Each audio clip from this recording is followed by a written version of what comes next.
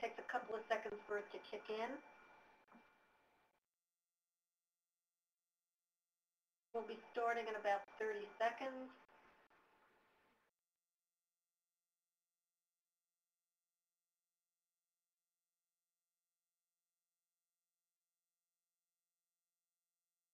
Okay, so it's 2:01 here on the East Coast, and I'm delighted that you could join us today. This is Ventioneer's very, very first panel discussion. I'm Jerry Stengel. I'm the founder of Ventioneer and the moderator for today's session. We are recording, just to let everybody know. I also want to let everybody know that we'll be distributing a link to the recording and the slides afterwards. It may not happen today, but it will happen for sure tomorrow, because I know everybody is, there's a lot of people that can attend, and they're very eager to get the information. So I am joined by two of my favorite people and two of the very best presenters that Ventioneer has. Mark Halpert, who along the way to finding a more cost-effective and cost-efficient way to market his credit card processing business, e-giving online, he became a LinkedIn marketing expert. And he's going to share his tips and how-tos, so that you know how to put your best foot forward when presenting yourself and your organization on LinkedIn. Maria Semple of Prospect Finder is the author of Panning for Gold, Find High Net Worth Prospects Now. Maria works with nonprofits, fundraising consultants to find potential major donors. While listening to Maria do a virtual course for Ventioneer, I found out that one of her favorite tools is LinkedIn. And I got to tell you, light bulbs went off in my head. And, you know, I hope that as eye-opening as it was for me, it's going to be as eye-opening for you as well. We also have Brian Breckenridge with us, who I love how he describes himself in his LinkedIn profile, a nonprofit success enabler. His job at LinkedIn is to help nonprofits meet their mission by utilizing LinkedIn to connect with future staff members, donors, constituents, and just about everybody else. So I want to thank Proman & Proman for hosting today's session. They're a team of dedicated attorneys driven by a passion for helping the world be a better place. They do that by focusing on nonprofit law. Their clients include nonprofits, foundations, fundraising consultants, mission-driven for-profit companies, such as Ventioneer, and they, in fact, are my attorneys. Their specialties include nonprofit formation and governance, tax-exempt law, nonprofit fundraising, registration and compliance, social enterprise law, international philanthropy, nonprofit fundraising, and cause marketing. LinkedIn is unique among social media. It's the only social medium or social network dedicated to business. It's the world's largest professional network with over 120 million members, and it's growing rapidly. It's a research database. I have to admit, I'm a bit of a research geek. LinkedIn's advanced search capabilities impress even me. Maria will highlight how you can narrow down prospects by geography, title, and a whole bunch more. And you can use it whether you're looking for individual donors, board members, strategic alliances, or employees. Now that's power. Let's not forget that LinkedIn is a social network. Once you have a list of prospects, how will you approach them? With LinkedIn, you don't have to make that dreaded cold call. You can actually get an introduction. Maria and I suspect Mark and I are going to be talking about the proper etiquette or protocol for doing the approach. Mark will be talking about putting your best foot forward by having a great profile and providing you with a before and after. He'll also provide case study of how one nonprofit uses LinkedIn to find nonprofit board members. Brian is going to give you the big picture. Why is LinkedIn focusing on nonprofits, and what are they going to be doing in the future to make business even easier for nonprofits?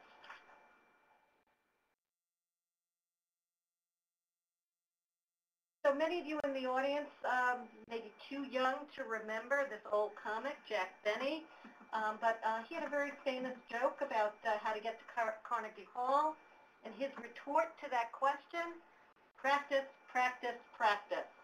The same holds true for social media, well, mostly. Last year, and let me just move the slides along, last summer, Benchenier and Caliber undertook some research among nonprofits to determine which social media they're using and how effective they are. Nearly 1,000 nonprofits responded. We found out that the most popular social media are Facebook, Twitter, YouTube, LinkedIn, and blogs. In general, most nonprofits are not very effective at using social media. We undertook a campaign here at Benchenier, and we did lots of training and came out with 2 ebooks on best practices and how-tos, and they're available in our ebook section on the web, as well as the trainings in our webinar section. When we broke out nonprofits by light users versus heavy users, we found a very different story. Those who don't do social media very often compared to those who do. We found that with the exception of LinkedIn, practice improves performance. Notice how effectiveness for all the colored bars representing Facebook, YouTube, Twitter, and blogging go up the more you use it. Not so for the gold bar, which is LinkedIn. I'm here to tell you that LinkedIn is the most misunderstood social medium among nonprofits. Brian, Mark, and Maria are going to show you how easy it is to tap the power of LinkedIn. This year we're going to be doing the survey again. This time we're doing it with Message Medium, and we're expanding it. We're including all online tactics, not just social media. We're also including small businesses because I believe that there is a benefit for sharing how small businesses use social media and how nonprofits use it differently, and then sharing it with each other to up everybody's game. You can take that survey. It's on my website, the home page, and that's probably actually every page in the upper right-hand corner. Before I turn the mic over to Brian, I want to let everybody know or remind everybody that Brian is sort of split between 2 places. He's at a conference in California and doing this webinar with us. So he won't be with us for the Q&A, but if you do have questions for him, I'll funnel them to him I'll funnel them to him and then share them back with you. So Brian, take it away. Well, Jerry, thank you very much. And I am regretfully here at this conference. I wish I could be with you there in Manhattan. But thank you again to your strong evangelism. I always like to say thank you to people like Maria and Jerry and Mark who, as LinkedIn would go, are not working in any kind of a compensated environment nor have a vested interest in terms of LinkedIn organizationally and singing the praises of LinkedIn and how we can benefit the nonprofit world on any agenda. Aside from that, you just know it's a set of tools that's working well, and you're anxious to tell people more about that. So we appreciate you not having formal ties with us, but yet telling our story and educating people about LinkedIn and how it can really help move nonprofit missions forward. So I just wanted to open with a brief story. As Jerry mentioned, I came to LinkedIn just a few months ago. I was at a company called Salesforce.com for about 9 years. And my last 3 years there, I helped Salesforce.com better serve the nonprofit sector. And because of the program that Salesforce has in place with some discounting and some granting of their technology, they now have over 13,000 nonprofits who are benefiting greatly from their data management platform. And 3 months ago, after a long career at Salesforce, I started to chat with LinkedIn because I felt not only did LinkedIn have the functionality and some of the plumbing and the social networking strength that nonprofit world could benefit greatly from, but it also had the people connected, meaning our members, our 115.6 million members that today are using LinkedIn both as functionality to do something to create more efficiency for themselves or for their organizations, but also to connect to the people in their careers and people in their lives that have made a big difference for them and are helping them achieve their dreams and their goals as well. So I feel like the LinkedIn story is even more compelling than that of the Salesforce story. I really do think that they'll be very harmonious as well over time, and hope to bring the two areas of functionality together more over time in some partnerships with them. But for now, just wanted to say thank you again to my evangelists, Maria, Jerry, and Mark. I wanted you to see one link. I asked that I just have one slide today, and that's learn.linkedin.com/nonprofits.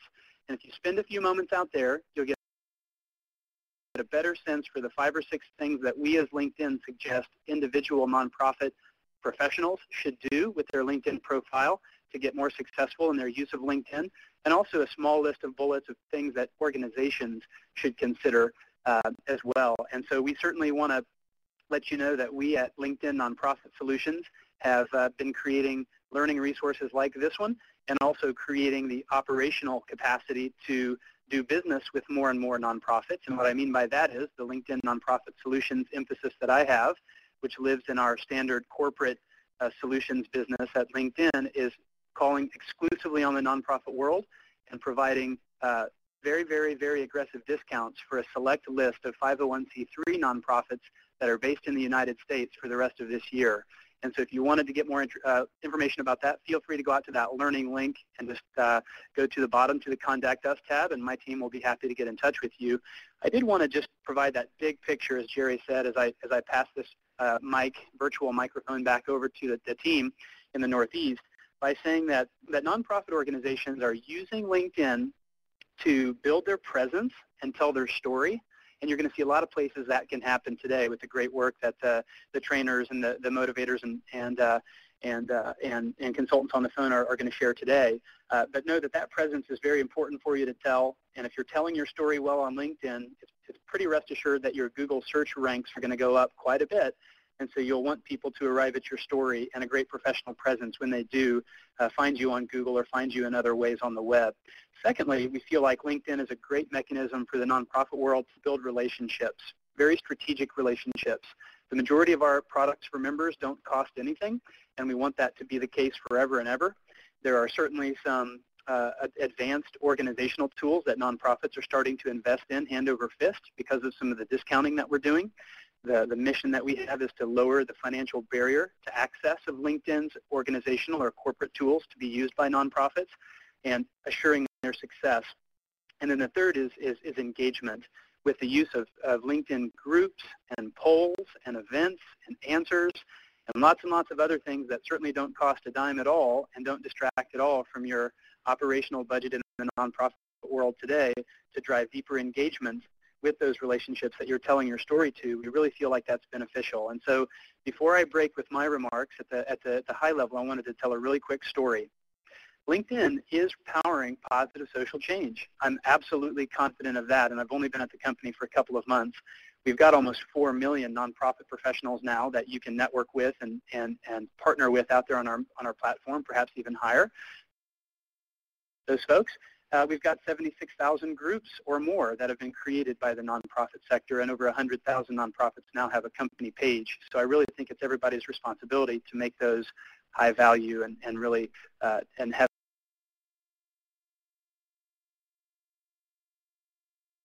those company pages which don't have a cost associated with them tell your story well. Travel with me in your imagination, if you will, for a moment, and envision that you're Jessica Napier. Jessica Napier is in charge of the HR function at the Boys and Girls Club in San Francisco. She's got a pretty good-sized staff, especially in the summer when they have thousands of kids coming to their camps. She's got some people to hire. She's got a lot of money to raise with her counterparts in development. She's got some amazing program counselors and program mentors that she needs to hire to staff up for the summer.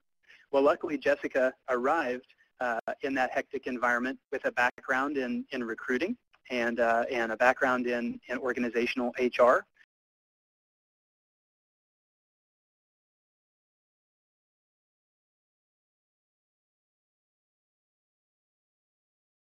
find some budget to invest in some of the more sophisticated tools to get their junior HR people up on LinkedIn to bring in the required employees and additional staff that they needed. And they've also now been able to really expand their pipeline of candidates, and the development organizations and social media organizations in external relations are very excited as well to have a more concerted effort focused on LinkedIn. So I just wanted you to step for a moment into the life of Jessica Napier, and it's our thought that there are millions more of Jessica out there that are managing small, medium, and large groups and small, medium, and large nonprofits, and we want to be here to help. So thanks again for your evangelism, Maria, Jerry, and Mark, and please do funnel questions to me. I've got to go in now and keynote for the 500 or so people we have assembled here in California. Terrific. Well, thank you so much, Brian. But one quick question before you head out. Go ahead. Has a question about nonprofit or LinkedIn ads for nonprofits. Can you just spend about 30 seconds talking about that, and even thinking about recommending either somebody at LinkedIn doing a webinar on that or a consultant, and we can actually host a session dedicated to that? Yeah, absolutely. I'll commit here on this matter of public record that I would be happy to talk with you, Jerry, about ways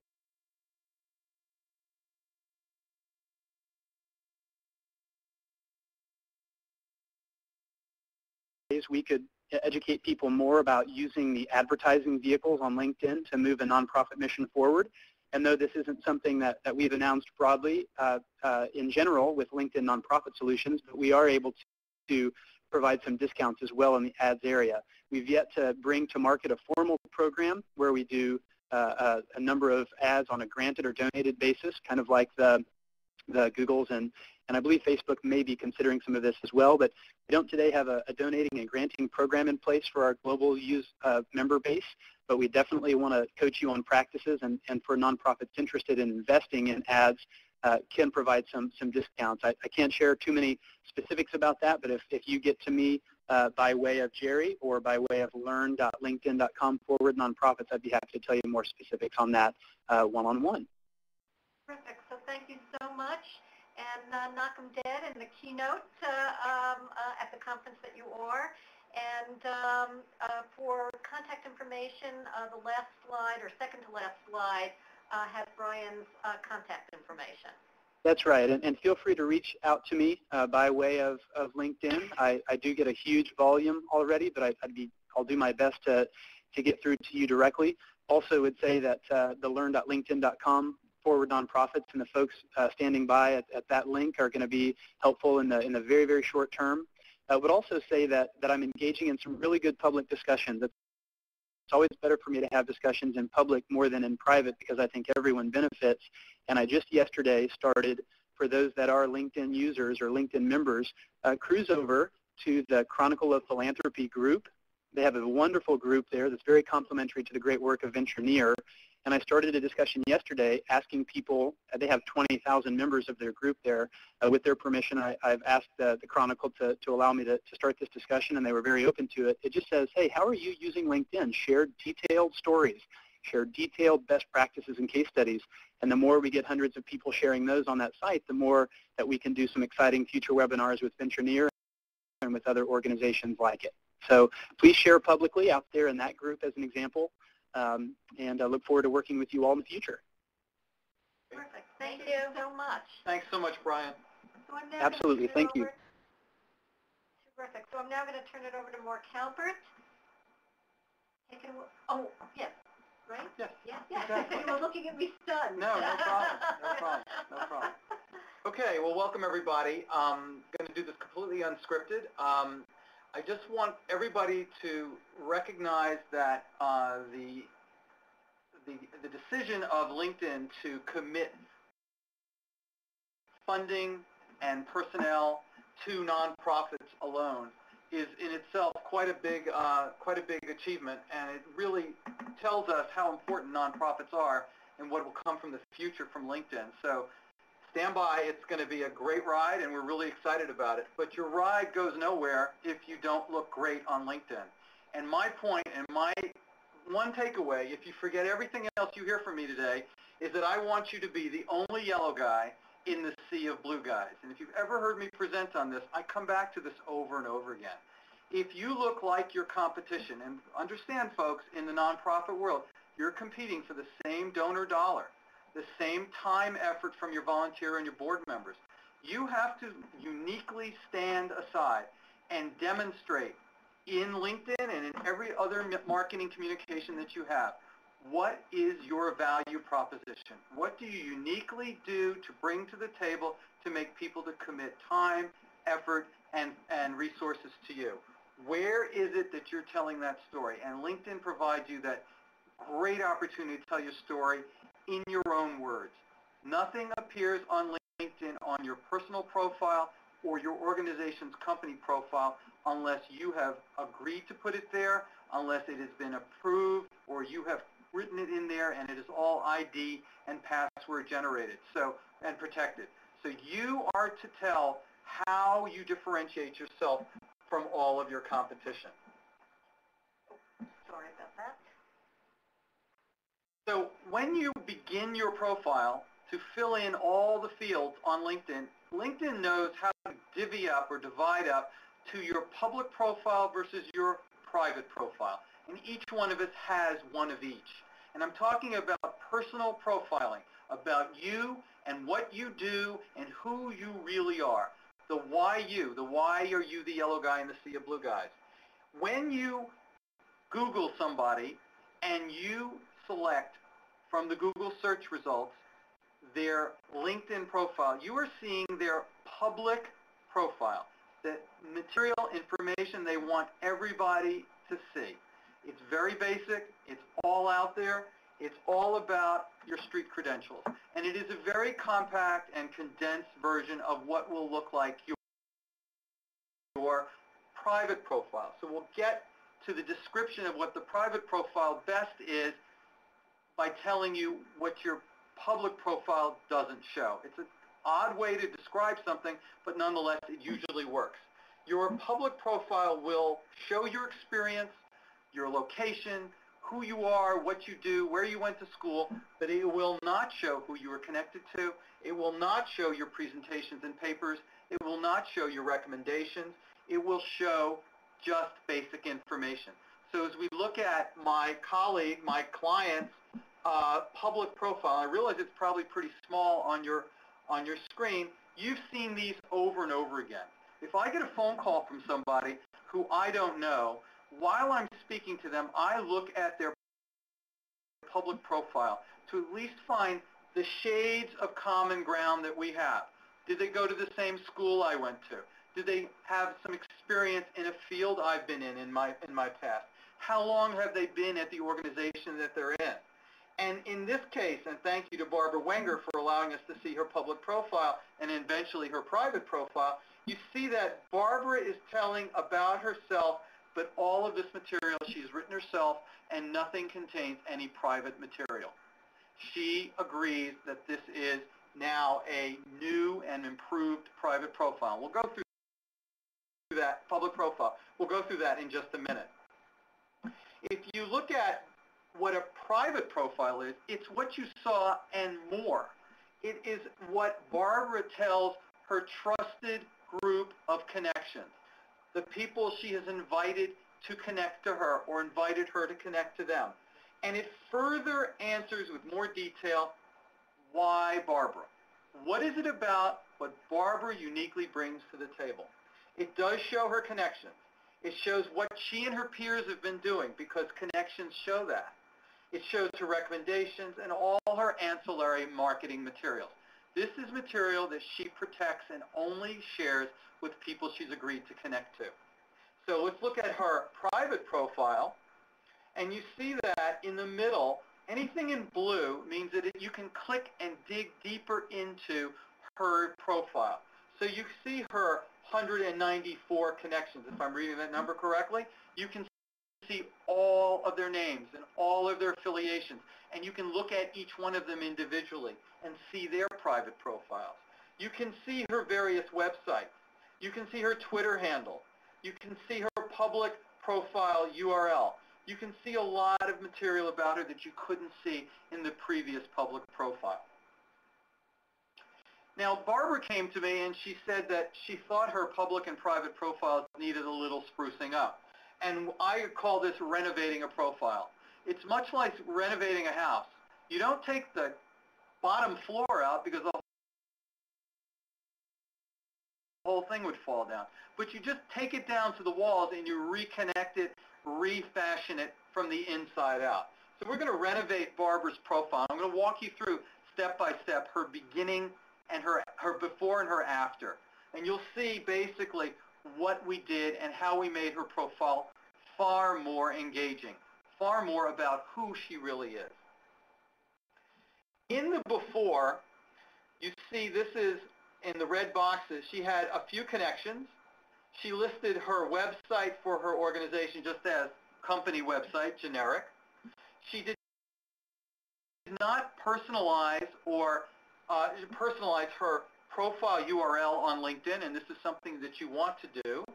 And she explained her experience at Community Grows in terms of what Community Grows does, not in terms of who Barbara is and what her unique values are. And so as we go on to the next slide, we took the guts of that and reworked it. First of all, we gave her a much better picture than she had before. Now, we'll talk about pictures a little bit later, but suffice it to say that your picture, first of all, the worst picture you can have on LinkedIn is no picture at all. A bad picture is at least a little bit better. This picture should be something that you can instantly be recognized, you look approachable, and you gotta love her smile. And because that's her personality, the picture's gotta show who you really are. If you don't have a formal headshot, you can easily upload a digital camera picture. And if you don't know how to do it on Photoshop, find a 16-year-old, they'll be happy to help you. They know this stuff better than we'll ever know. Next slide. Then we changed her profile headline. We talked about her not in terms of being director of Community Grows, but in terms of who she really is. Much like Brian has a great profile headline, and Jerry and Maria and I and all the clients that I've ever worked with, you get 120 characters, and that's shorter than a tweet, folks. That is not easy to do, to tell quickly who you really are. And this is really important because anytime you put anything into LinkedIn, in a comment, in a group, they can mouse over your name and your profile headline pops up. And then they can see your profile a little bit further. And this is important because you want people to be engaged in who you are and what you do, not what your title is and what organization you work for. That's not telling what is important and unique about you. So she's a social change agent, a community transformer, and a creative visionary. And I love those words. They're rich, they're robust, and if you know Barbara, they really describe who she is. And I was really glad that she came up with this so well. And then we reworked her past to talk in more detail about what her functions were. Your experience of all the past that you bring with you makes you who you are today. And this tells a really great story of how Barbara is committed to neighborhood renewal in San Francisco, in some of the really rougher neighborhoods. And so this shows as she's developed who she really is. And then we got her some recommendations. Now, I like to think that if you take 2 to 5% times the number of connections you have, that should be the recommendation number that you want to have. You need at least 3 to have a 100% complete LinkedIn profile. If you take 2% times Barbara's almost 200 connections, you see 4 connections achieve that very well. The thought being, and what I like to call the Halpert rule, if I have no other name for it, so I have to call it the Halpert rule, is that 98% of your connections should like you, and 2% should stark raving love you. Enough to recommend you and to commend you for all the great work you've done with them. So that's just a guideline, and don't be embarrassed or afraid to ask for recommendations. It's easy to do. one more. And then we added her Twitter handle, and then we cleaned up her public profile URL. This is a very easy thing to do. You go into the Help Center function at the bottom of any LinkedIn page, and a open box shows up where you can query the body of knowledge and type in personalized URL, and it'll walk you through the instructions on how to do this. So I like to say that what Barbara did was she really cleared up a lot of the easy things to do right on the front page. These take no time at all, and now everything she puts out on LinkedIn appears on her Twitter and vice versa. Her public profile URL appears on her business card. It appears on her emails. It's easy to get a hold of Barbara and figure out who she is if you got her email and wanted to know more about her. And finally, what we did on this page is we added, you see the little box with the little star on the top right? We added a company profile for Community Grows. A very simple thing to do. It's a subset of her website, and it talks to a corporate community, which is what LinkedIn is all about, in a corporate language that will give you, in a nutshell, what does Community Grows do. Not to be confused with what we're looking at as her private profile about who she is. This talks about what her organization does. Very different things. Back to her after, we added a very, very detailed summary of what she's all about and what is important to her, full of keywords which came right off of her website. These search engine keywords can be written very cleanly into your summary, and what's really unique is that the summary and the specialty section are searchable on LinkedIn. I don't want to take anything away from what Maria's going to say, but you must have keywords that are important to your industry, your sub-industry, your mission in your summary as well as your specialty so you can be found in a search. We also, one back please, Sorry about that. a little too fast. We also gave her executive director title a little bit more beef, told under her direction about what Barbara has done with this organization. It's about her. There's nothing wrong with telling that. Before, it just said one line about someplace she spent 14 years. That's certainly 14 years worth of, should be a lot more than one line of language. Talk about what you have done for this organization, that you took it from point A to point B with number of the size of the budget, the number of employees, whatever the metric is that shows success. Demonstrate what you've done. The same thing with the Western Addition Peace Wall project. She talked with metrics about what she did in this group, in this organization. We added a master's that she's working on at the new school in New York. We gave her company website a direct link, and we added more groups and associations. Groups and associations, Maria will tell you all about it, is one of the best, easy, simple ways to meet great people doing the same thing and in the affiliated areas that you're affiliated in. And then I said to Barbara, have you had any publications? She said, oh yeah, should I put them on there? Well, of course. If your peers are deeming your work publishable, you should tell people what and where you've published. Each one of these documents that or articles that she's published, if it's in blue, means you can click right through into that document and read it right there.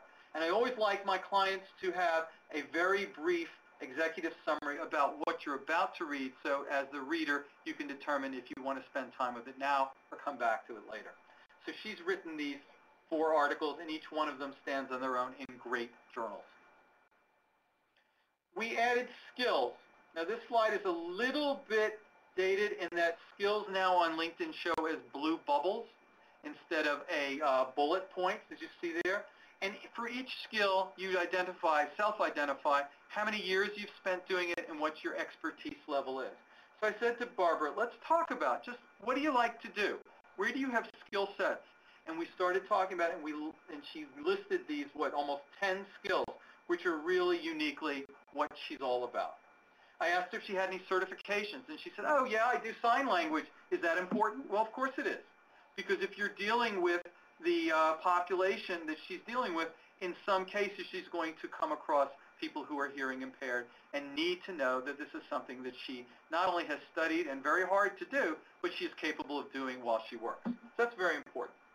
We added this piece of education. She's in the middle of at City College of San Francisco, and I misspoke. She has a degree from New School. It's the City College of San Francisco that she's in the middle of.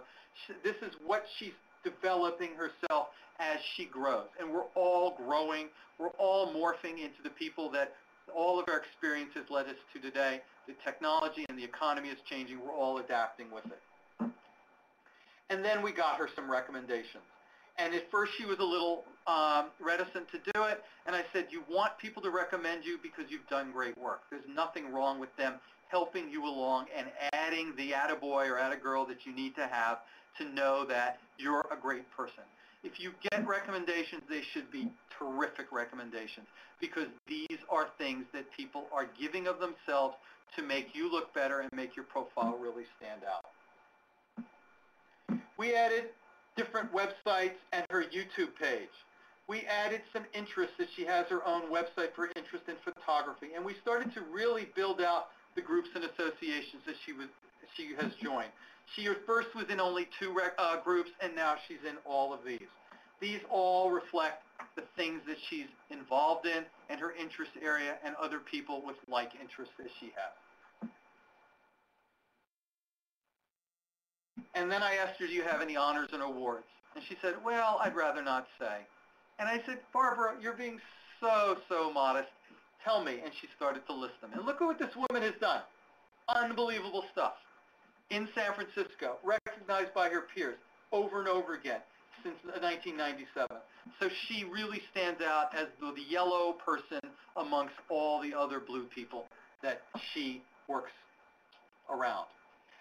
I always encourage my clients in the personal information to add a work phone number and an email address in these sections, because on the mobile programs that LinkedIn has on your Droid, your BlackBerry, your iPhone, what have you, if somebody says, I need to know somebody, and you find their LinkedIn profile on the mobile app, you need to be able to be found by your email or your phone number immediately. Don't make it something that you have to go back to your office to remember to do or ask somebody else to do. It's important that you're a go-to person and that you have this information literally at your fingertips. And finally, I like to have my clients leave in the contact settings a parting thought. This is how I'd like to be thought of. This is what I'm looking for. So this was the last 2-minute, 2-line section that she put in. These are her blog posts.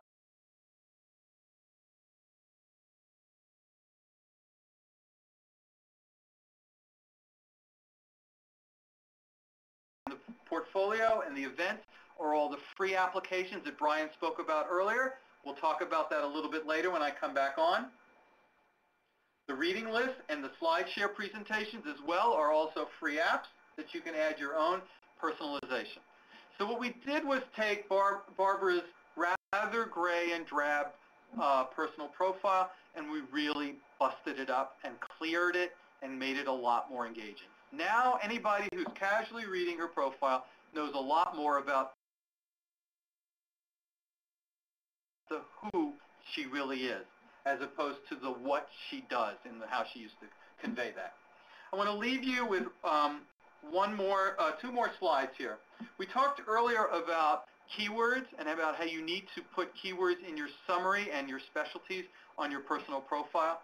If you look at this website down at the bottom of this slide, Nathan Kievman, who is another LinkedIn evangelist out in Ohio, has an excellent seminar you can go through to learn how to really make keywords an important part of your profile. This is how you get found, folks, when somebody does a search, which of course Maria will tell you about in just a moment. And then finally, to just stop talking about Barbara and now talk about her organization, we created with her a company profile page that in 2 pages talks about an overview of what the organization does and lists the board member and her as the 2 people that LinkedIn identifies through the database as being affiliated with corporate community growth, And then on that second page, the products and services, we show the products and services that the organization provides to its community.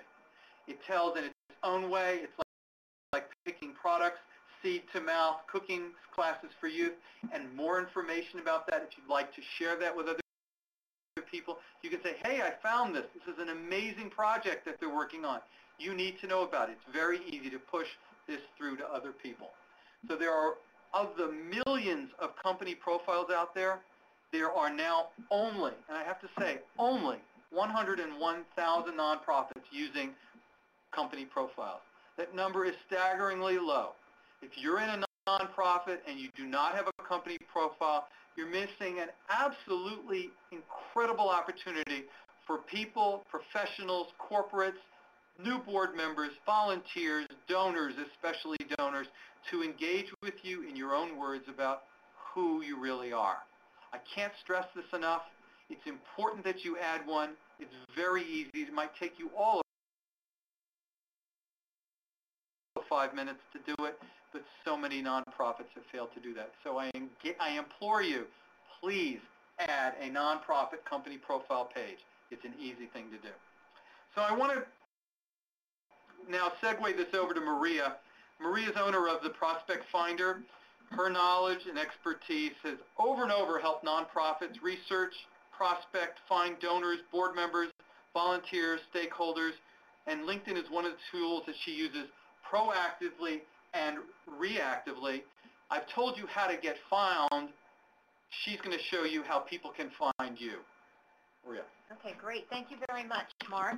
And so what I thought we would do is just sort of open up a little bit with looking at what my LinkedIn world looks like. And the reason why I show this particular page, and actually the number's a little higher than the number you see there in terms of my first degree connections,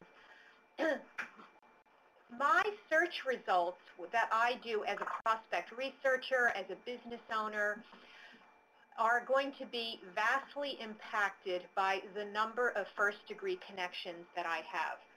So you can see how exponentially, when you look at my first and second and third-degree connections, how far I am removed from some people in case I need to reach out to them and get in touch.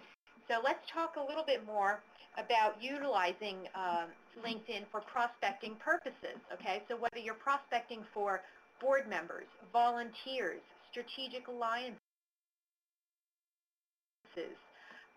stakeholders. We're going to be talking about three main ways. The first way that we're going to discuss today is using the advanced search feature on LinkedIn.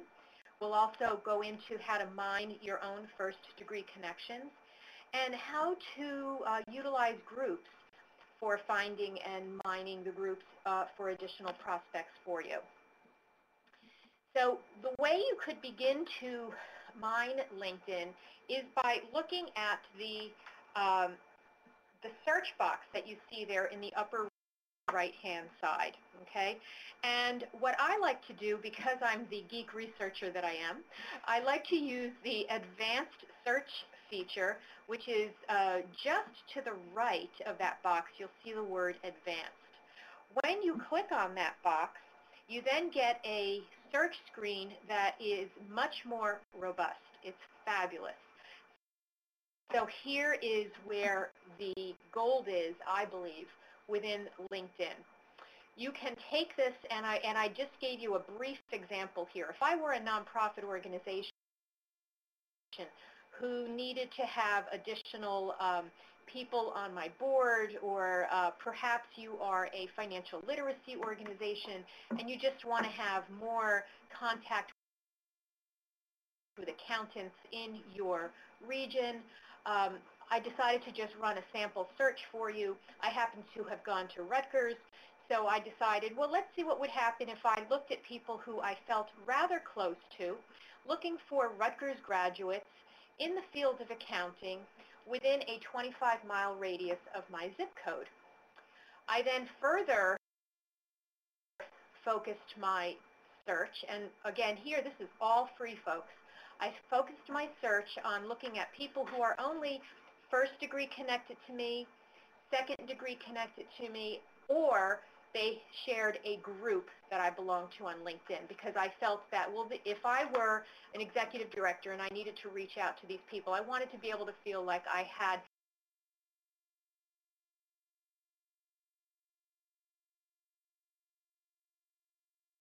some level of connectivity with them. So again, I can run this search for free. Now, when I did this search, I actually came up with 157 names that matched. And then I decided to take a look at the profiles of interest to me. So I show you here, I have no idea who this person is, Mr. Brent Blaze, and whether or not he's even on this webinar today, but welcome if you are. You know, he's connected to me. If I wanted to be able to reach out to him, I definitely could. I could see exactly how I'm connected to him. On the right-hand side of his profile page, it shows the person that is actually between us. And then I could make some choices about how I would want to actually reach out to this particular individual. Okay, so LinkedIn gives you enough information to know exactly how you'll be able to make that connection if this is indeed a person you wanted to connect to.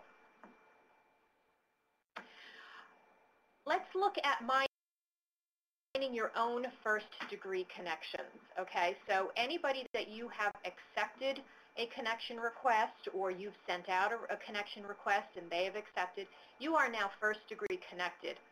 And so you'll want to think closely about who you decide to accept as connections. And Jerry and Mark and I all have a little bit of a differing point of view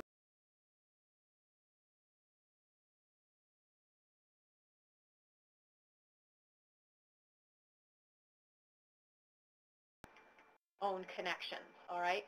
So as a result, you would need to be clear that you're comfortable in showing those first-degree connections to any new people you decide to accept.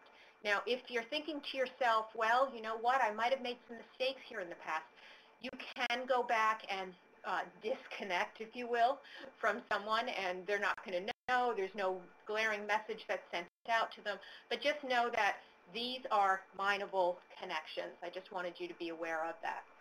So what you can do is click on the Contacts tab, and then your entire list of contacts are going to show, and this happens to be my contacts in alphabetical order. You can break them down into groups and so forth.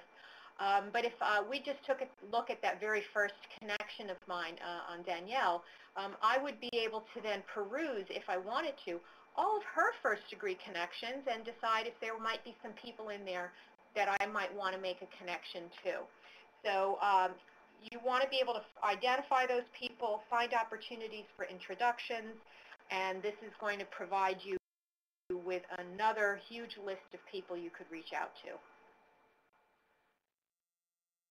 And finally, let's talk a little bit about groups, okay? Groups are very much like, some of them are geographical, some of them have to do with the line of work that you're in. So think about groups as in terms of your groups that you may want to join as being where your target audience is going to be, because there'll be discussions taking place in the groups, and you'll want to be able to be a good participating member of that group. So when we're talking about the groups, you can use that search box and start typing in words that describe what you're looking for. And LinkedIn will very smartly decide to start prompting you in some names of groups that contain the search word that you're looking for. Now, I'm just putting that little reminder in there. Don't forget to change the drop-down menu to the word groups. Otherwise, it'll start just searching for people with that particular word. So change the drop-down box to the word groups and then start typing it in. Another way that you can search for particular groups to join, take a look at some of the first-degree connections that you have and see what groups they are part of. If I wanted to, for example, join some more groups at this point, I might actually take a look at Mark Halpert's profile page and say, well, gee, maybe there are some really fun groups around the topic of social media that Mark is part of that I'm simply not aware of even exist at this point. And if Mark is in that group, gee, that could be a really great group for me too. So thinking along those lines, you can find some really interesting groups for you to join as well. So let's take the example here that you may be a nonprofit organization related to animal welfare. And you are interested in finding people who are interested in pets. All right. So what I did was I went to that search box, and it's a little small for me, but I believe I typed in the word animal at the top there. And certain groups started to show up. I decided to just sort of click through and take a look at that first group, pet-friendly animal lovers, I think it says. And you would be able to then click through and learn a little bit more information. Now, if you've decided this is a group you want to join, okay, you should monitor the discussions and really participate, obviously, where you think you can add value. Sometimes it's a good idea to kind of lurk in the group for a couple of days, see what types of discussions go back and forth. Definitely be aware that some groups have specific rules of what is allowed during a discussion. And some groups don't allow anything that is promotional in nature. And in that case, most of them will then have a separate promotions tab. So if you have events and so forth that you would like to promote regarding your nonprofit coming up, find out if you're allowed to talk about those events in the discussions portion of the group, or if you have to put it into the promotions portion of the group. You can certainly start discussions about topics of interest to the group, just as Brian had gone into the Chronicle of Philanthropy group and started a discussion about LinkedIn. That was a perfect place for him. He had a huge audience, and it'll be very interesting to see how that discussion evolves over time. You can definitely share your upcoming events. So you can list events. There is an events tab. It is free. You list your events on LinkedIn. It will create a separate URL to the event, or perhaps you already have a place on your website that describes the entire event. So you can, point it to that particular URL. So it's completely your choice. But do know that this is another great way to promote all of the wonderful events that you have, your galas, your walks, all your fundraisers. Is certainly something that you can put there. You can share them within groups. You can share them with specific people, even in your own, your entire LinkedIn world, your first degree connection. Keeping up with group discussions. This is something that I'm asked quite frequently. Well, Maria, how in the world do you keep up with all of your groups that you're in and all of the group discussions? Well, in your account settings, you decide how often you want to get a digest email of the discussions that day. You can decide to leave it at no email, meaning that you will need to go in and actually see on your own, whenever you decide to go in, what the discussions are. Or you can have LinkedIn send you a recap weekly or daily. So you really need to figure out how much time you think you'll be able to devote to this. For me, I have most of mine set on a daily digest. When I have time between meetings, etc., I will look at it on my BlackBerry and then try and do some catching up with the group discussions. Some groups, be aware, are members only and are going to require approval to join. Okay, so it's going to have a little lock symbol to the left-hand side of the group name. When you see that little lock symbol, you will know that that you're going to have approval, and also that means that the discussions taking place within that group are private, if you will. They're not going to be searchable within LinkedIn. So here's a sample of a group profile. Looking at this particular group profile, you can see that this one is called Nonprofit Professionals. To the right-hand side, it gives you an idea of who's managing the group, how many people are in the group. And this might be a group that if you're not already in, you may want to consider actually joining. because there are a lot of terrific discussions having to do with the nonprofit sector in this particular group. So once you have found some people, you of course want to get that all-important introduction, okay? So there are specific people within the group that could be perfect for you to be first degree connected to.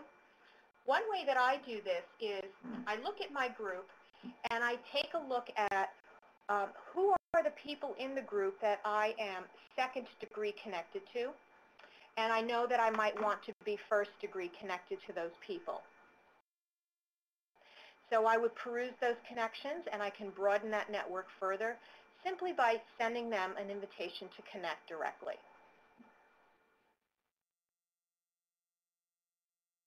To get that introduction, you have a few different ways that you can go.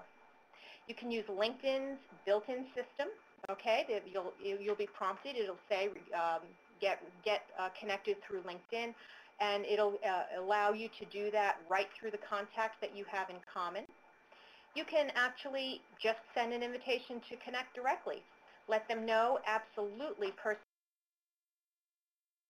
personalize the invitation to connect. Do not use the default. Mark and I are huge sticklers on that point. That's one area Mark and I definitely agree on. Please do not just leave the default. Personalize it, please.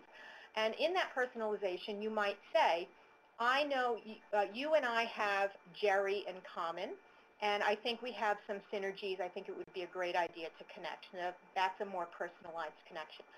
If you have something specific that you want to speak to the person about, give them a little bit of a heads up. Let them know this is why you want to connect.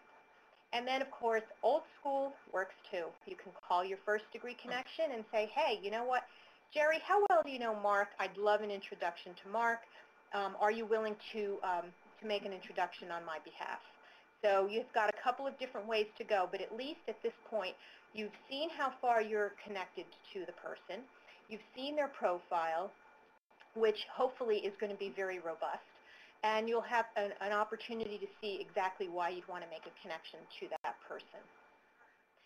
And at this point, I'm going to actually turn it back to Mark because he's got a wonderful case study on a real-life situation that he came across recently, and it really illustrates the point on why you want to use LinkedIn to find donors, board members, sponsors, etc. Thanks, Mark. Great, thank you. I'm going to leave this slide up for a moment, and I want you to think with me a little out of the box here. If you're looking to find somebody, Maria's just told you a bunch of great ways to do it. In the case I'm going to show you, it's a real case, and the organization is nice enough to let us use their name and how we found them and eventually what happened.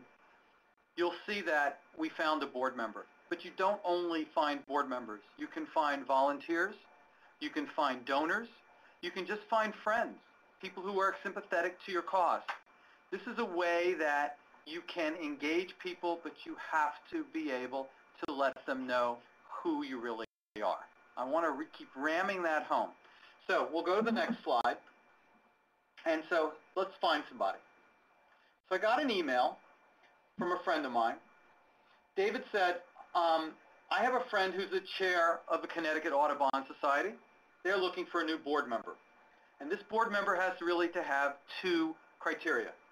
Interest in the environment, and of course, birding, which is a verb. I never thought of birding as a verb, but it's a verb as I learned this. And they have to have a good idea of how social media can tell the message. So this is going to require somebody who gets LinkedIn, gets social media on a larger scale, and understands how they can guide the other board members who lack this expertise to make the message that the Audubon Society is trying to get out to the audience. So David said, come to my office, let's do this. So I ran over to his office, and we sat down.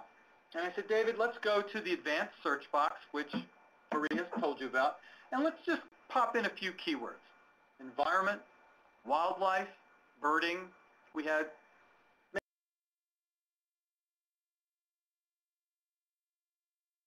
many different iterations of this. Located within 25 miles of the location of the Audubon Society. And we're looking for people who have experience or have expertise in civic and social organizations, and there were more nonprofit organizations. And these are all, you can click on any of these boxes in the industry section. And what groups are they in? Well, we decided let's be inclusive, any group. Doesn't have to be certain groups. And let's be inclusive further, that they're all LinkedIn members. This is the first that we're looking for. First level. And they all speak English, and this and that and this and that. And so we clicked on search, and the next slide shows what came back to us. 8,510 potential board members. Well, we had to really scour up and limit this list before we sent it over to Connecticut Audubon Society. So we went back to the modify your search on the right-hand side, and we started to limit it more, not just people in this area. We gave it a lot more segmentation. And you can play with this, and you can ultimately print reports of what LinkedIn finds for you. And this is a wonderful way to really, really drill deeper, deeper, deeper. At the end of the day, we found 15 potential great board members. And we sent that list over to the Audubon Society. And wouldn't you know it, they found one great board member from what we understand is one of the best they've had in years. She gets birding, she gets social media, she really gets their mission. And they love her. And it's a real life story, and it was right in their backyard. It was so close to them, it's like sometimes you just can't tell who's out there because you just lose track of where people are. This is a great win-win for both her and for the board and for the organization. So you can do this. It can be done for board members, it can be done for donors, for volunteers, if you're looking for old college roommates, if you're looking for business partners, if you're looking for just about anybody. Maria's already walked you through it. Real life story. It really, really made my friend Dave look great to his friend who was the chairman of the Connecticut Audubon Society. I love showing this story because most people need to see that it really works. Now, you're going to meet a lot of people as you go, and I even meet people I don't even meet. And how do I do that? People approach me on LinkedIn. And often they approach me with what Maria was talking about, with the boring, I think, and really boilerplate default. I'd like to add you to my professional network on LinkedIn. Yes, I'm adding some emphasis here. But this guy, Kevin, connected to me. And first of all, I don't know him. So I gave him a shake. I gave him a good chance. I looked on his public profile. Still didn't see where I could help him. And didn't see where he could help me. So I went back to him. And this is a standard stock email that I send back to people who connect to me where I just don't see the connectability. Sorry, but it's my policy to link to people I've either met and gotten to know or do business with. And since your connection to me doesn't qualify, I'll respectfully decline. I think it's short, it's to this point, it's professional. My colleagues don't completely agree with me, but I don't connect to people I don't know. And the reason I don't do that is what happened just about 2 weeks ago. A friend was new to LinkedIn, and she started connecting to all of my friends, and it was inappropriate, and I called her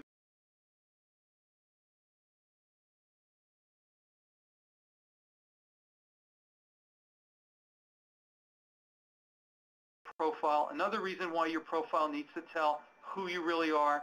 So when somebody's assessing whether you're the type of person they want to connect to, you're telling them in your own words why you stand out from the crowd. I'll go on to the next slide. And this is the LinkedIn applications.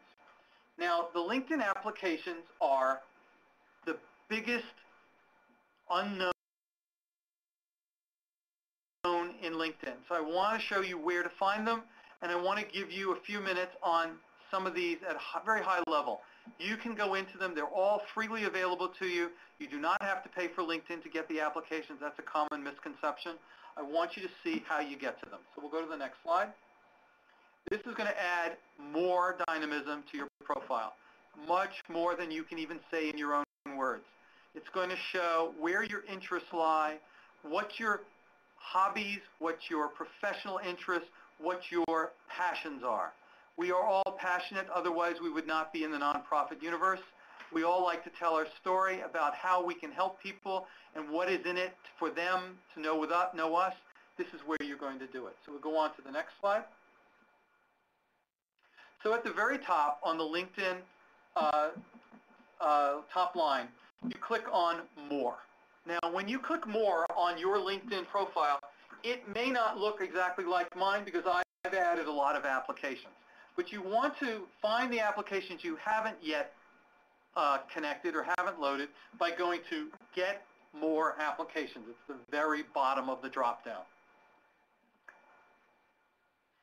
This is a composite slide of various slides on LinkedIn or various pages on LinkedIn that show you the applications. I'll start at the top left. I'm just going to go through this really quickly. There's a great story of a major corporation did a poll not too long ago, last Christmas time, about one of their products on LinkedIn to see if business people were understanding the concept that they were putting out there with the product. If the product fell flat on its face, people did not get it. They rescinded the advertising campaign because they did a very quick and free poll on LinkedIn and found that they needed to revisit their advertising on that product. Great story in how to use LinkedIn to put things out there in a very informal way. See if people are agreeing with you, if they understand what you're trying to convey. Company buzz is about what people are saying about companies. It can be slightly or very negative because unfortunately people like to blast companies in company buzz. But once in a while, if you're looking at a new client, as you're going to meet somebody at a company and you want to know a little bit about what's going on at the company, especially in today's turbulent markets, you can also sort of get a little bit of what the people on the street are saying. Legal updates. I'm not trying to take anything away from the lawyers, but frankly, before I call a lawyer, I want to know what's going on in legal updates. For me, it's free, and lawyers that I speak to and lawyers that I lecture about LinkedIn, they say it's a really great source of information. So it's a really great way to get some up-to-date legal information. Projects and team spaces on the second level, on the left side. This is a great way that you and anybody else on LinkedIn can pass a project around anywhere in the world, in any time zone. It's a great way to leave off at a point when you're done with the work and give it off to somebody else to do their magic to the project. And then other people can wade in, and you can make assignments within the project. Creative portfolio display I spoke about in terms of Barbara Wenger earlier. She's an avid photographer. I have a client, a former client, who is a architectural interior designer and just finished an incredible apartment in a very, very top-name hotel in New York City, and she showed the before, during, and after of that project. Nonprofits, you can do this with projects you're engaged in. Say it's a Habitat for Humanity house that you're rebuilding, before, during, and after, and definitely get the picture of the new occupant's face at the after. That's a great way to show the real, in words, which are worth more than 1,000, pictures, which are worth more than 1,000 words, what you've done. Trip It tells where you're going, what type of work you're doing. If you're doing a business trip, you can meet other LinkedIn members who are out there. You can engage them in conversation. You can meet them for a glass of wine over a topic that you want to discuss. Great way to meet people. I have to tell you personally, I've met some outstanding new friends this way, not because I'm lonely, but because I want to meet new people who share the passions that I have. WordPress is a great way to connect your blog to everybody else on LinkedIn that you're connected to, and their blogs to you. So everybody's seeing what everybody's posting. A great way to get a lot of extra eyes on your blog.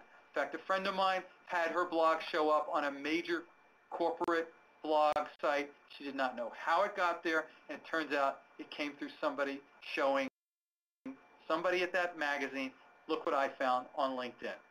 Unbelievable, real life story. Google Presentation, a great place to post your videos because you have a lot of bandwidth, a lot of space, and memory space you can put out there on Google. I have my videos on Google Presentation. Lots of people like to use that. And then reading lists by Amazon is another great place to show people what you're reading, even if it's not business-oriented. I have a novel I'm reading. Other people have read it. They have lots of great things to say about it. I'm a big fan of Seth Godin's. I put all the books I've read that he's written on my reading list, because even though I've finished reading them, I go back to them and read them again, get something out of them again. If I'm getting something out of them, there's something there for you. So certainly look at these free applications. They're easy to add. There's two more that I'm not showing here, and one of them is SlideShare, where you can add all of your slides. In fact, I add a lot of my slide presentations there.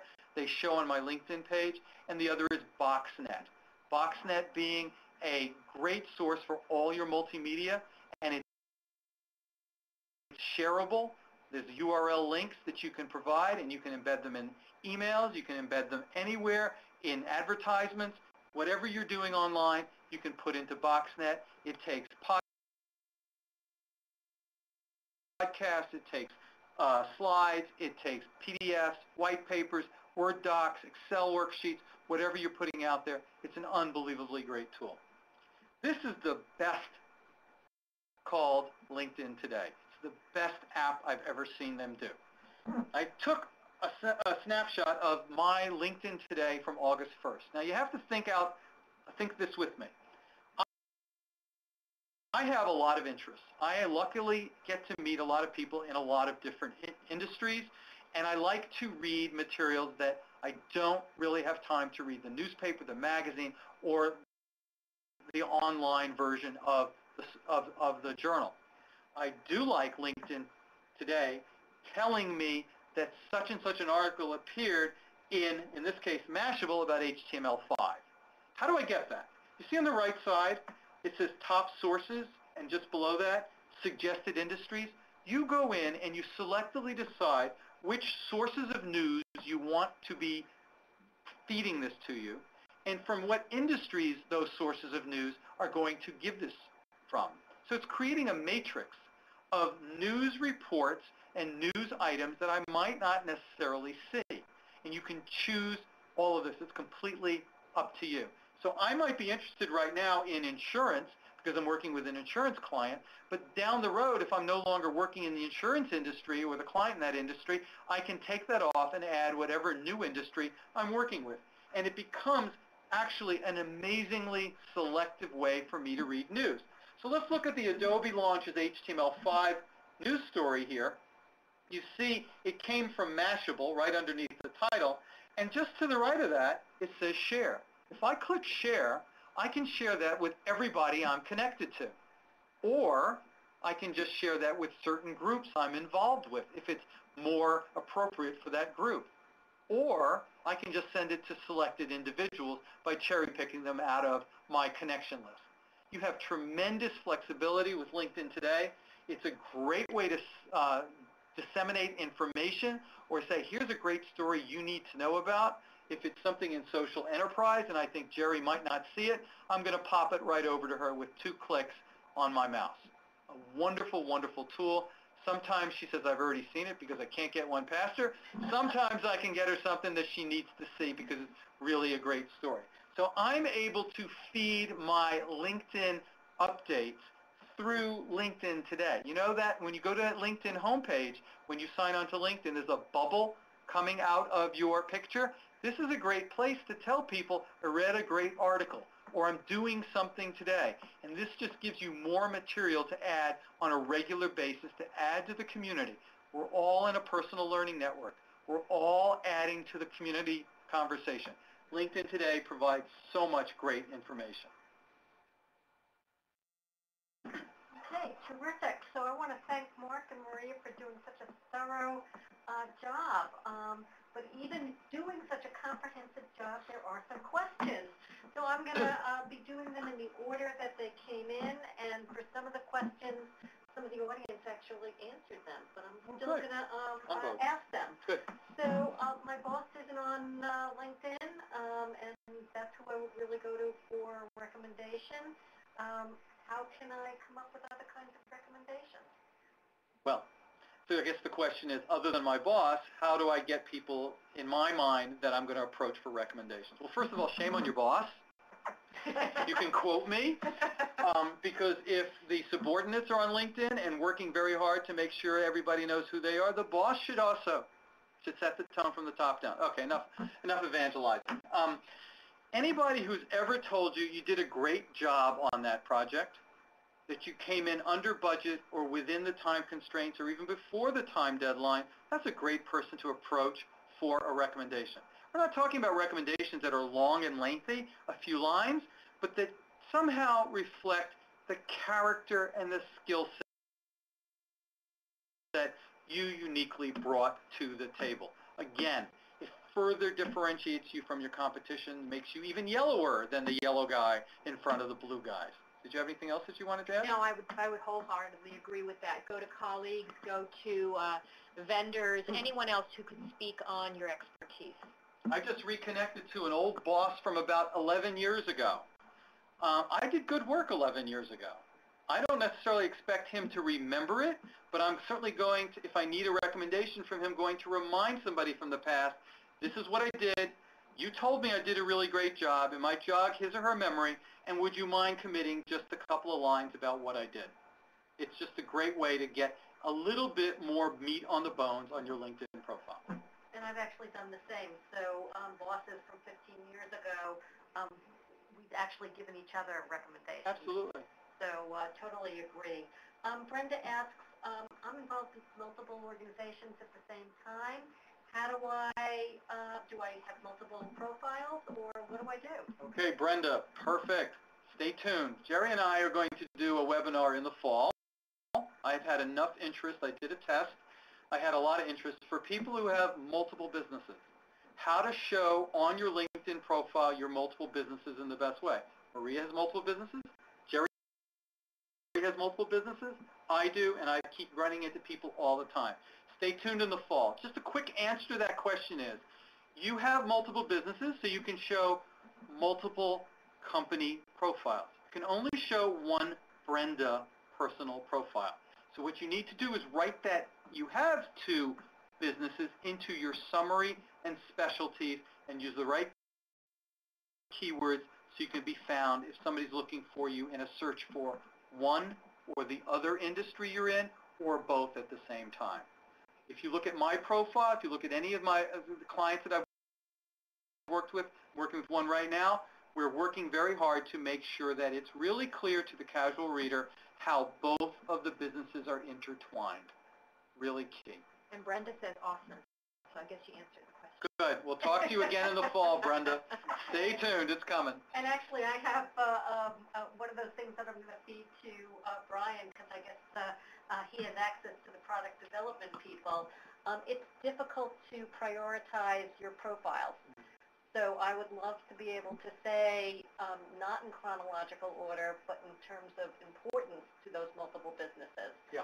Put them in the order that I want them to be in. And that's a great point. That question comes up a lot.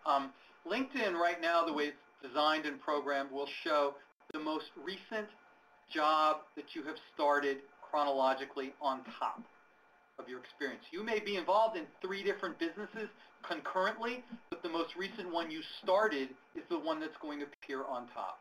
To your point, Jerry, I'd love to see them make that change. I wish you were here to carry that back, but it's something that I think they'll eventually be able to change because they realize that we are all multipreneurs these days. Exactly. So another question, this one from, actually,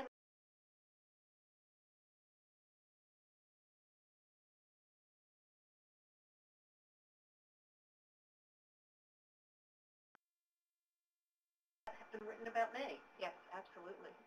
Absolutely. You can, it's really a matter of when you want to point someone to that particular article that you give the URL. So I'm hoping that that particular article is somewhere online and that you'll be able to place it as a URL. Otherwise, what you might need to do is somehow scan it and bring it into one of those apps, into Google Docs or Box.net.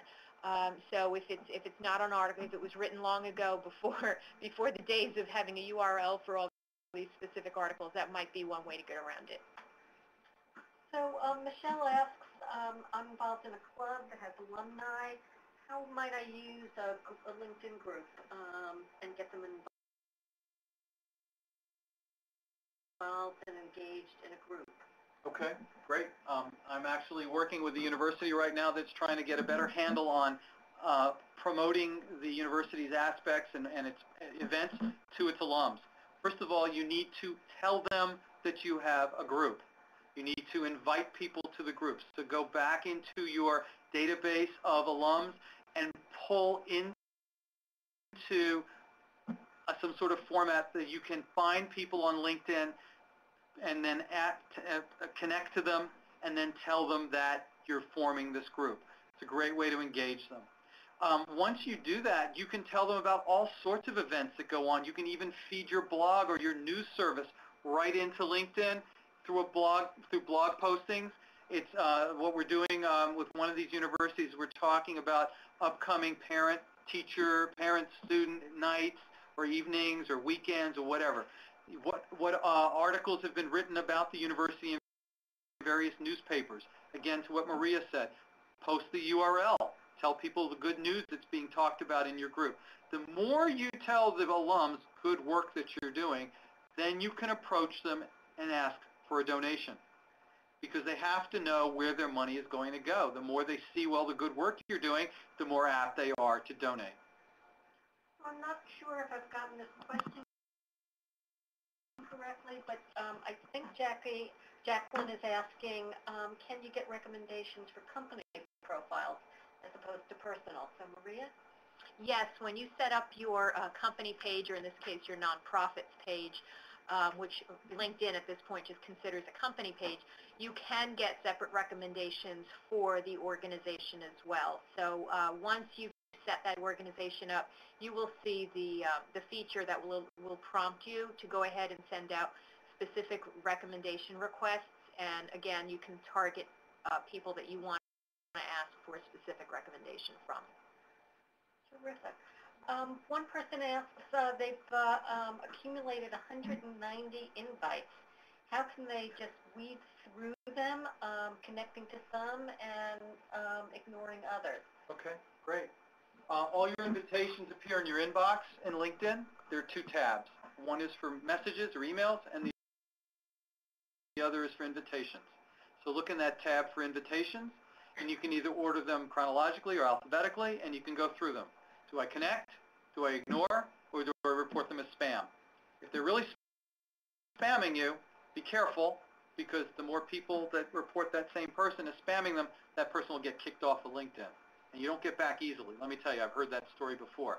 But if you have a reason to connect to them, if you know them, have done business with them, my opinion, connect to them.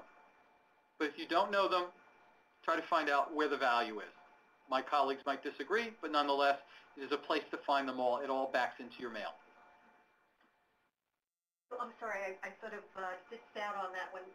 Do you ignore people if somebody invites you, you don't know, sends out an invitation? Do you ignore them, or I know that you have a stock email address? Email. Do you always send that stock email out? The first thing is, if I've found that there's really no reason to connect with them, I will email out of my own personal email box my stock email. And then I'll go back into their invitation to connect to me, and I will click ignore. It doesn't reappear for me. And that's just, I think, the most honorable thing to do. If you don't click ignore, it's going to come back to you over and over again. So just get rid of it right away. If you made the commitment that you're not going to connect to them, just let them know, and you've let them down lightly. Seems like there was just a very slight modification on that question about the invites. It turns out it had to do with outstanding invitations regarding a group someone has set up. Oh, that's different. Okay. My group has 190 outstanding invitations. There's a way to mass remind them. I don't believe so. I don't believe you can do that. I think you have to go back into your original invitation and re-invite them. As group manager, you have the ability to go back and see who's accepted your invitation to the group and who hasn't, and I think you have to re-remind them. Okay. So what I'll do is I'll follow up with Brian on that question. That's a good question. So, and I think I have a couple more right now. I don't know the answer, and I think Mark was stumped also, and I don't know about Maria. Facebook has added something called Branch Out. How does that compete with LinkedIn? I'm not familiar with it. What is it Mark. called? Oh, Branch Out. Oh, Branch yes, Out. I've been getting some of those invitations myself. At this point, personally, I have not jumped on the Branch Out wagon because I feel that I'm getting so much great stuff going on with LinkedIn, and that's where I want to maximize my time and resources at this point, and I don't want to have to monitor, quite frankly, yet another social media place. As you can see from the connections that we've given you on this last slide, you know, all three of us play in the LinkedIn, Facebook, and Twitter space, and so at this point, you know, personally, I have not actually even looked into it. I will look into it, but I have not accepted personally. I don't know about the rest of you. If somebody who's on the webinar can answer it in the chat, that would be good while we go on to the next question. Okay. This one sort of confused me, so Karen and Debbie may have to write in on this one. You connect in LinkedIn, but you're asking what the difference is, or I guess if you can follow somebody without connecting them with them in LinkedIn. Okay, that's a good question, and there's a lot of confusion about that. You can connect to people, you can follow companies. So you can follow a company on its company page, but you connect to people. Okay, great. Why is there a limit on the number of groups that you can join? Well, there's only so many hours in a day, quite frankly. I mean, you want to get very targeted about the groups that you join. You want to be able to be a group participant. So think about this is networking, right? It's social networking, but it is, after all, networking. So you wouldn't join more than 50 groups. I don't even think you'd join 50 live networking groups if you couldn't be a participating member, a contributing member. Don't forget, networking is not only about taking, it's about giving too. So if you don't think that you can give in some way, shape, or form to this group, I would recommend that you don't join the group. Yeah, I'll just jump on that. LinkedIn is a participant sport. It's a contact sport. So if you're in a group and you're watching it all go by, you're not helping the group. LinkedIn provides you for free, without paying on a monthly basis, up to 50 groups. That's a lot of groups, folks. I'm in 50 groups. Because this is my business, I like to see what groups are doing, and I have interest in a lot of different industries. But really, if you really need to be in more than 50 groups, the only way to get involved in more than 50 groups is to pay the monthly LinkedIn membership. So the beauty about Mark, Marie, and I is sometimes we disagree, and this may be one of those. So I'm going to tell you a reason for being in more than 50 groups, and that is I am promoting a viral survey about social media. So the way that my partner, Maisha Walker at Message Medium, and I got around this is she belongs to some groups and I belong to other groups. So we specialize in different groups by category. So we do, between the two of us, probably belong to about 75 groups because we want to market the survey to women-owned businesses, minority-owned businesses, nonprofits, and so on and so forth. So there may actually be a time, and Mark and Marie are now shaking their heads in understanding. That makes perfect sense. It does. It does.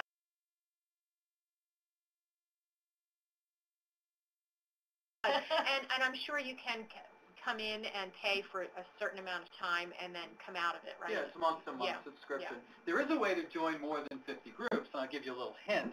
I'm a graduate of the University of Virginia. The University of Virginia Alumni Association group on LinkedIn has subgroups in entrepreneurship and other topics, and I've joined the subgroups. So when I look at my number of groups, I'm actually in 55 groups. Oh, because the subgroups don't count. They don't count. So that might speak to the point also of the person who is looking to join, start an alumni group. So, you can think about this for other nonprofit uses as well that are not just alumni-based driven. Right. And to think about the various subgroups that you might create for people to join those subgroups. That's a great idea. And it's really easy to create a subgroup within your group so long as you're the group manager. You just create a subgroup around the topic. For example, I'm in a nonprofit, I'm in a networking group in Westchester County, and we have so many lawyers that we've just created a legal subgroup in the networking group on LinkedIn. A lot of groups there. Okay, so that's not going to question that's relevant to this. How do you join a group? Okay, got to visualize this. You go to your group page, and you go to the top right under, oh man, I wish I had the internet open. I tell you what, Beth, here's the best way to do it. Go to the bottom of any LinkedIn page, go to the Help Center, and query leaving a group, and it'll give you exact instructions. I'm trying to visualize it, but I don't want to tell you wrong. That's the same, that's an easy way to do it, and then you can join another group in its place. So Jacqueline has a question, or actually it's two questions, and I think they overlap. She had trouble duplicating the case study that you gave, meaning she wanted to, whoops, we just lost our screen. Uh-oh. So, no, I got it back. Okay. Good. We went to sleep because I haven't touched the screen in a while. So she had trouble duplicating what you did in terms of doing the search for prospects. In your case, you did it for board members, but her other question is she's looking for volunteers with an expertise in soccer. So how might you, and I don't know, maybe Maria, you as a search expert, if you're looking for topic experts in soccer, how might you do the search? Yeah, well, there's actually, and I'm going to make an assumption here that your nonprofit is somewhat geographic in scope, okay, so that you'd be interested in connecting with people who could volunteer with you, who have an interest in soccer or even the sporting industry. So actually, I believe one of the ways that you can narrow down the search on the advanced page, and this is again in the free portion, is within certain industries, and the sporting goods industry is one of them. So that might be one way for you to do that. You can also use the keyword field at the top and of the search, the advanced search page, and put in the word soccer. Again, focusing down your scope to a certain geographic range, maybe 10, 25, 50 miles of your zip code, and see how many people come up with the word soccer somewhere. If they've worked with somebody like Mark and they've got a super ramped up profile, hopefully that the word soccer is going to appear somewhere in there. And how would you make the approach? And then making the approach. So let's say you identify 50 people in your community who could be potential short-term volunteers for your organization. I would probably look to see how far you're connected from them. If you're only 2 degrees separated, you might try and work through that connection. Certainly personalize the introduction if you plan to connect with them directly. But I don't think